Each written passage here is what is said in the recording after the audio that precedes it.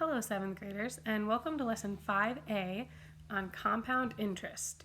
Now, compound interest is different than simple interest because it includes the interest on the interest already made. So when we were calculating simple interest, we had the amount times the interest rate times the amount of years.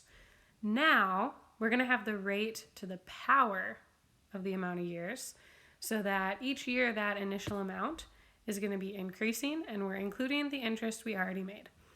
We're going to use this formula, A equals P times 1 plus R to the power of T.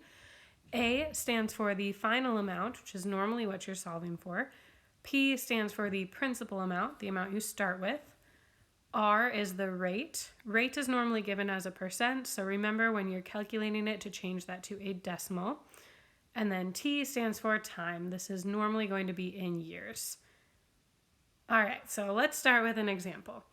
Alex opens an account with $600 that has an interest rate of 3% compounded annually.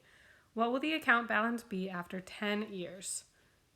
So first we have some important stuff to identify here. The principal amount, the amount we start with, is going to be $600.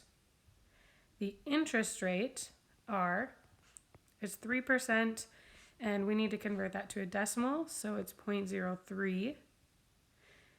And then the time, T, is going to be 10 years. So now I can set up my equation. A equals P, so 600 times 1 plus R. 1 plus 0.03 is just going to be 1.03. to the power of T, which is 10. And now this part, I'm just going to enter into a calculator. So you can do 1.03.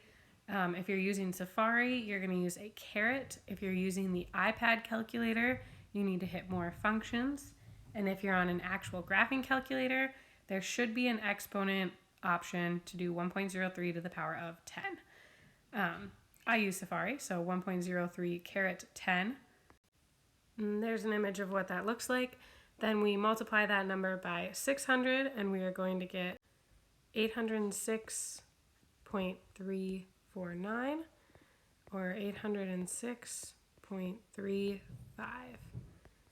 So what will the account balance be after 10 years? $806.35. All right, your assignment today is going to be to complete this worksheet on compound interest. There are 4 questions.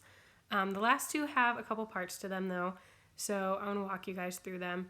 Number 1, Micah opens a retirement account starting with $700 that earns an annual interest rate of 3% compounded annually. What is Micah's account balance after 20 years? Go back to that example we did in the first page. 700 is your principal amount, 3% is your rate, so convert that to a decimal, 0.03, and then you're going to plug in 20 for T. Number 2, Chloe starts a retirement account with $900. If it earns 2.5% interest compounded annually, how much will be in her account after 15 years? P is 900, R is 2.5% or 0.025, T is 15. Number 3, Samira opens a savings account that earns 2.5% interest compounded annually. If she starts with $350, how much will she earn in interest after 5 years? So this isn't asking what her total account balance will be, it's asking how much she earns in interest. So you're going to have to find the account balance and then subtract the initial amount from that to find how much she earned in interest. Number 4, Francis is debating which bank to open a savings account with. He will start with $800. Bank A offers a 3% interest rate compounded annually, and Bank B offers a 3% simple interest rate. Which bank would earn a greater amount of interest after 4 years? So you can solve. $800 is the principal amount. So remember, for simple interest, we multiply 800 times the amount of years times the percent. And then for compound interest, you'll use the equation at the top of the page.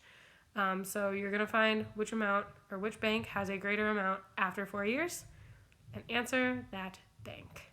Please email me if you have any questions, or it's Wednesday, so join my office hours. Good luck.